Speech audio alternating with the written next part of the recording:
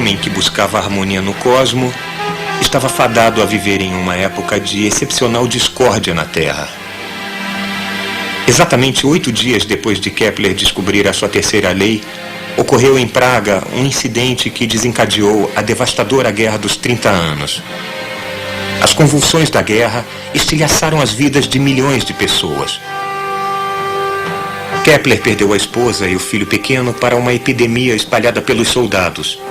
O seu protetor real fora deposto e ele foi excomungado da Igreja Luterana por sua independência intransigente em questões de crença. Ele era um refugiado de novo. O conflito, retratado pelos dois lados como uma guerra santa, era mais uma exploração do fanatismo religioso pelos que tinham fome de terra e poder.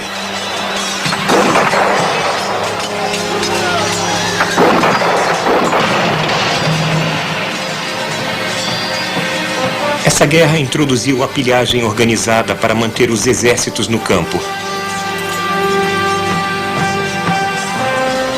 A população brutalizada da Europa ficou indefesa quando as lâminas de seus arados e suas podadeiras foram literalmente batidas para virarem espadas e lanças.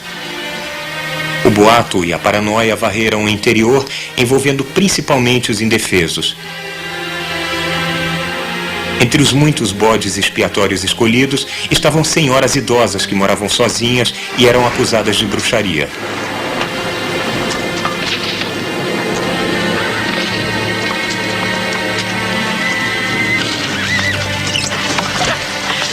A mãe de Kepler foi levada no meio da noite em um baú de roupas sujas. Kepler levou 6 anos de esforços incessantes para salvar a vida de sua mãe. Na pequena cidade natal de Kepler, cerca de 3 mulheres eram presas, torturadas e mortas como bruxas todos os anos, entre 1615 e 1629. E Catarina Kepler era uma velha rabugenta. Ela se engajou em disputas que irritaram a nobreza local e vendia drogas. O pobre Kepler achou que ele próprio tinha contribuído inadvertidamente para a prisão da mãe. Isso surgiu porque ele tinha escrito um dos primeiros trabalhos de ficção científica. A intenção era explicar e popularizar a ciência. E o trabalho se chamava Somnium, o sonho.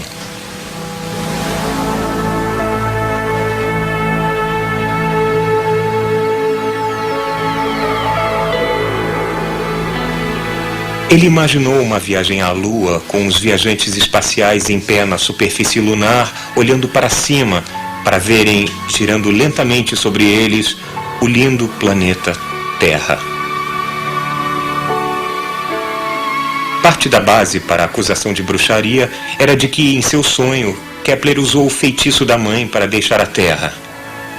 Mas ele acreditava mesmo que um dia os seres humanos iriam lançar naves celestiais com velas adaptadas para as brisas do céu, cheias de exploradores que, disse ele, não temeriam a vastidão do espaço. Ele especulou sobre as montanhas, vales, crateras, clima e possíveis habitantes da Lua. Antes de Kepler, a astronomia tinha pouca ligação com a realidade física.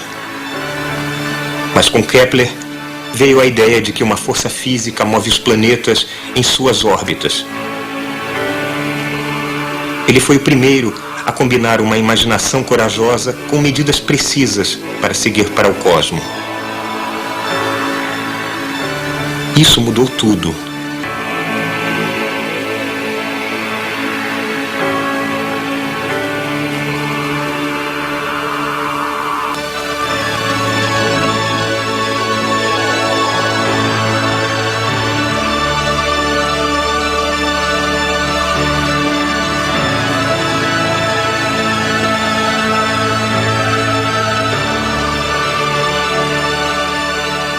Essa fusão de fatos com sonhos abriu o caminho para as estrelas.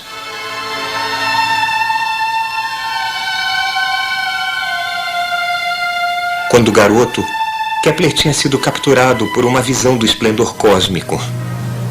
Uma harmonia dos mundos que ele buscou tão incessantemente a vida toda. A harmonia neste mundo o evitou. Suas 3 leis do movimento planetário representam, agora sabemos, uma harmonia real dos mundos.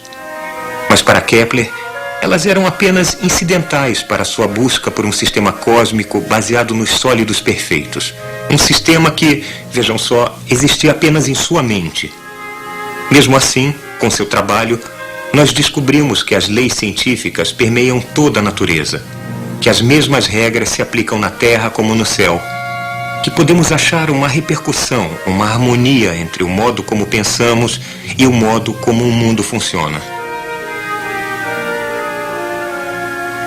Quando descobriu que suas crenças há muito estimadas não concordavam com as observações mais precisas, ele aceitou os fatos desconfortáveis. Ele preferiu a dura verdade às suas ilusões mais caras. Isto é o coração da ciência.